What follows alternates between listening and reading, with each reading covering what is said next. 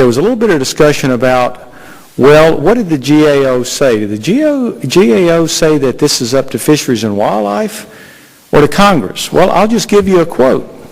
We believe it is for Congress, not, this is GAO in their report, 2007. We believe it is for Congress, not DOI, to weigh the needs of the refuge lands and interests of mineral owners, and ultimately to determine what oversight authority would be appropriate. I think that's pretty clear language. And you can lift that out of any book, any size, and that says it all. GAO says, it's up for you, Congress, and we're here representing the people. That is our job.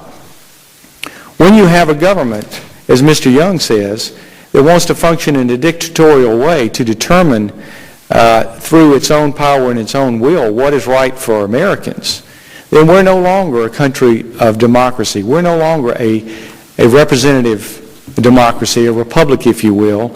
We're a government that's really run by one branch rather than three branches, as our founding fathers determined.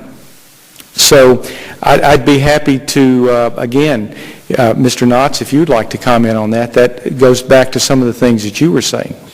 Mr. Chairman, we couldn't agree with you more. And if you look at the report, and again, as you look at the mineral rights that are owned, they're private mineral rights, and when you're in those issues, again, we believe very strongly, if you look at the GAO report, just what you read, those are issues that Congress would have to deal with. Well, the right to own property, doesn't that go to the very essence of the Constitution of the United States? Private property rights? Yes, sir. I mean, that's what sets us apart, particularly back in 1776 when we declared our independence and later wrote the Constitution. That, above all things, set America apart from every other nation in history, that we recognize the private property rights of individuals. And even today, the right to own a home, to own mineral rights, again, subsurface, all of these things are so important.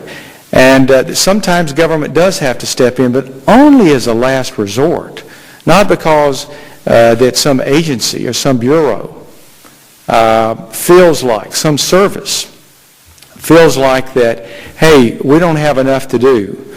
We're gonna go take for ourselves more power, regulate in areas we've never regulated before, and we'll demand from Congress to pay for it, which is really the taxpayers, the hard-working taxpayers, to pay for that.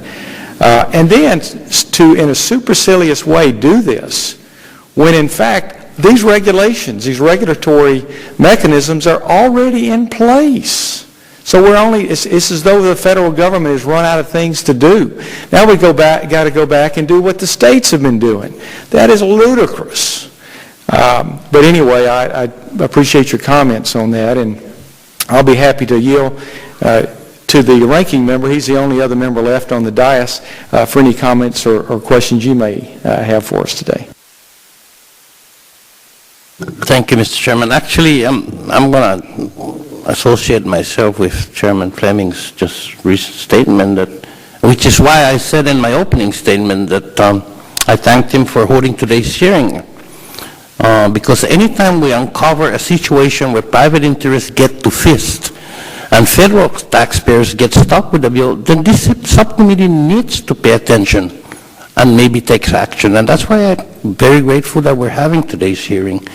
And I yield back, Mr. Chairman, and I thank everyone for taking part in today. I thank the gentleman and thank him for his comments.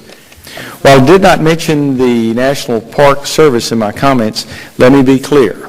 There is a fundamental difference between refuge lands and those managed by the National Park Service. Any effort to recreate or transform a refuge into a national park is inappropriate and wrong. I want to thank members and staff for their contributions to this hearing. And again, I want to thank our panel, both first and second panel, for coming in today and giving their testimony and answering the hard questions.